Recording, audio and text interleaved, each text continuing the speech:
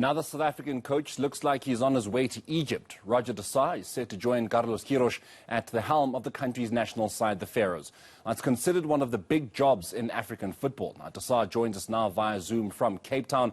A very good evening to you, Roger, and thank you so much for your time. So the Egyptian FA hasn't confirmed your appointment yet, so is it true? And if so, why this decision?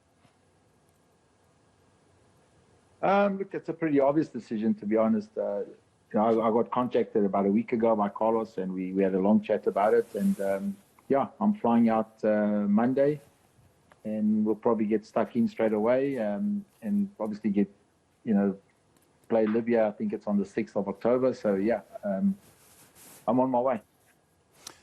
Well, congratulations. Thanks for that confirmation, because, of course, it is something that in South African media is still speculation, and we've been waiting for the FA. But, yeah, congratulations, Roger, for getting, I imagine, an incredibly tough job, probably one of the biggest jobs you will ever have in your career. Now, you are going to Egypt on Monday. Pitso Mosimane and Kevin Johnson are in Egypt as well, and they're succeeding. So would you say this is South African coaches now starting to embrace the opportunities beyond their own borders and perhaps daring themselves with bigger challenges? I think it started way back, I think, from my time at Pirates, if I go back.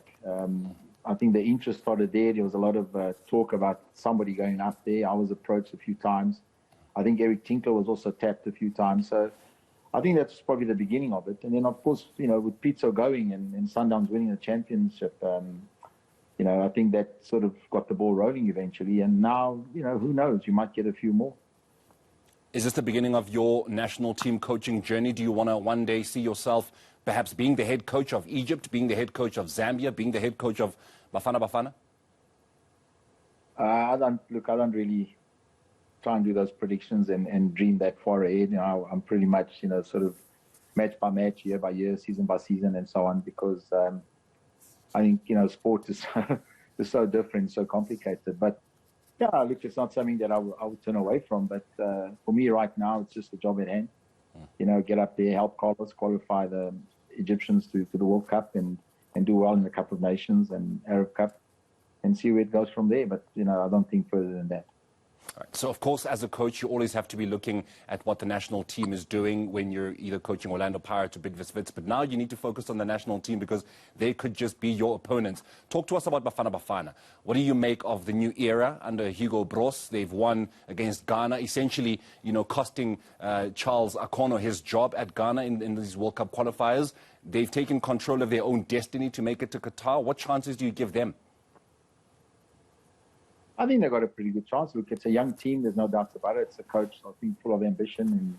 And, with these young players, these guys want to do well. I think if you go back from my time as a player to now, I think the players are a lot more experienced in Africa. They get a lot more exposure. There are a lot more club competitions where they compete in Africa. So, I think it puts us in a good place right now as far as South Africa is concerned.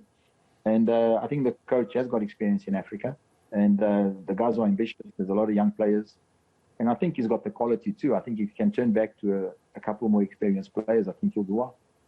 Well, once again, Roger, congratulations for getting this huge opportunity. I would imagine a lot of South African football fans will be hoping that very soon, someday, Bafana and Egypt meet, and you guys, the former head coach of the national team and a South African himself, are sitting on the opposite dugout. But thank you for joining us tonight here on eNCA. That is former Orlando Pirates and now current